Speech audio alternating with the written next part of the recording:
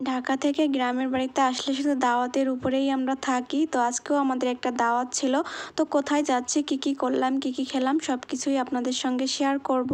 আশা করছি আজকের ভিডিওটা আপনারা না টেনে সম্পূর্ণটুকু দেখবেন। সো হ্যালো এভরিওয়ান, আসসালামু আলাইকুম। দেশ এবং দেশের বাইরে যে যেখান থেকে আমার ভিডিওটি দেখছেন, আশা করছি আল্লাহর অশেষ রহমতে আপনারা সবাই খুব ভালো আছেন। আমরাও আলহামদুলিল্লাহ খুব ভালো আছি।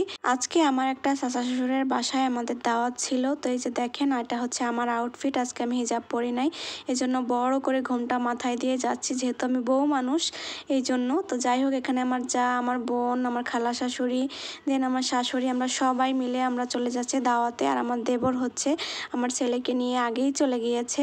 আর এদিকে দেখেন, যাওয়ার পথে খুব সুন্দর এই হাঁস দেখলাম, তাই ভাবলাম একটু ভিডিও করে নিই। আর এদিকে দেখেন কত সুন্দর পাট হয়েছে এইদিকে, মানে গ্রামে আসলে শুধু চারিদিকে সবুজ আর সবুজ।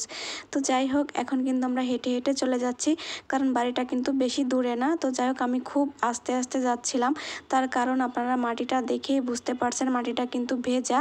অলরেডি বৃষ্টি নেমেছে, এই জন্য অনেক কাদা কাদা হয়ে গেছে স্লিপ খাওয়ার ভয়তে। এই জন্য হচ্ছে আমি আস্তে আস্তে করে হেঁটে হেঁটে যাচ্ছিলাম। আমাদের দাওয়াত ছিল দুপুরে, কিন্তু আমরা যাচ্ছি 4টার দিকে, আমাদের যেতে যেতে লেট হয়ে গেছে। আর এর মাঝে কিন্তু বৃষ্টিও নেমেছিল, এই জন্য আর কি আরও বেশি লেট হয়ে গেছে। তো যাই হোক, ব্যাপার না। এই যে দেখেন কত কাদা, দেখেই বুঝতে পারছেন। আসলে গ্রামের বাড়িতে আসলে এরকম কাদা মাটি দেখা যায়, মানে একটু বৃষ্টি নামলেই কাদা হয়ে যায়।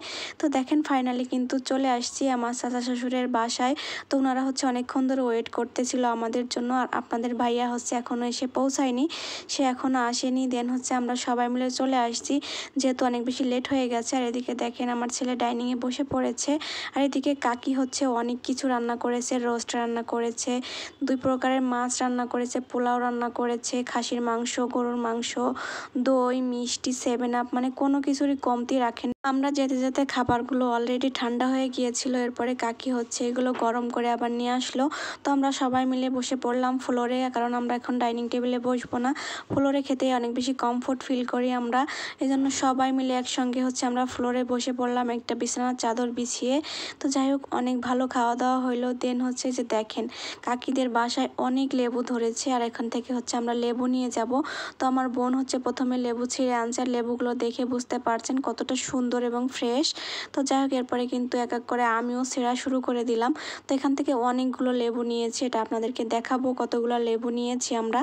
আর একটা কথা, গ্রামে আসলে না আমরা হচ্ছে একদম দাওয়াতের উপরেই থাকি, কারণ হচ্ছে আমরা অনেক দিন পরে গ্রামের বাড়িতে যাই। তো চাচিরা, মামিরা, দেন হচ্ছে আমার বাবার বাড়ি যেহেতু কাছাকাছি, আবার আমার শাশুড়ির বাবার বাড়িও খুব কাছাকাছি হওয়াতে এই জন্য আর কি প্রত্যেকটা বাড়িতে আমাদের দাওয়াত খেতে যাওয়া লাগে, যেহেতু আমরা অনেক দিন পরে হচ্ছে গ্রামে যাই।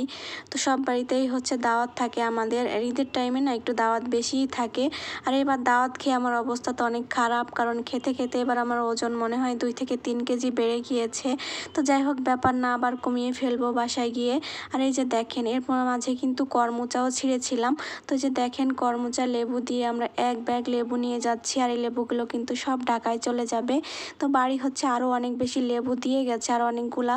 আমার একটা খালা শাশুড়ি আছে, উনি হচ্ছে অনেকগুলো লেবু দিয়ে গেছে, ওনাদের বাসায় হচ্ছে ওরকম অনেক লেবু ধরেছে আর কি। যে যে লেবুটা বলে না যে কি লেবু, দেশি লেবু আর কি, ওই লেবুটা, ওটার অনেক ঘ্রাণ আর অনেক বেশি রস।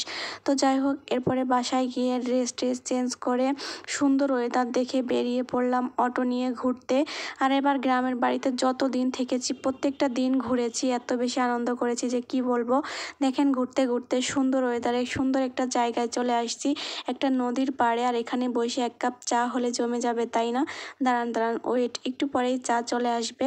আর তার আগে এই সুন্দর প্রকৃতিটা আপনারা একটু দেখে নেন। দেখেন, নদী দিয়ে আবার একটা নৌকাও যাচ্ছিল। আসলে এই দৃশ্যটা মানে এখানে বসে উপভোগ করতেছিলাম, এত বেশি ভালো লাগতেছিল যে কি বলবো। আর একটা মেঘলা মেঘলা ওয়েদার, পাশে নদী বয়ে যাচ্ছে, খুব সুন্দর বাতাস, এর মাঝে হচ্ছে হাতে 1 কাপ চা। আপনারাই চিন্তা করেন তো তখন পরিবেশটা কতটা সুন্দর ছিল, ওই মোমেন্টটা কতটা সুন্দর ছিল।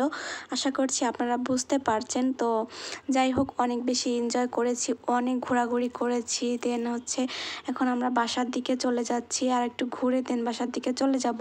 আর এর মাঝে কিন্তু বৃষ্টিও নেমে গিয়েছে। তো এখন হচ্ছে বাসায় চলে যাচ্ছি, আর আপনাদের কাছ থেকেও বিদায় নিয়ে নিচ্ছি আজকের মতো। Thank you so much for watching.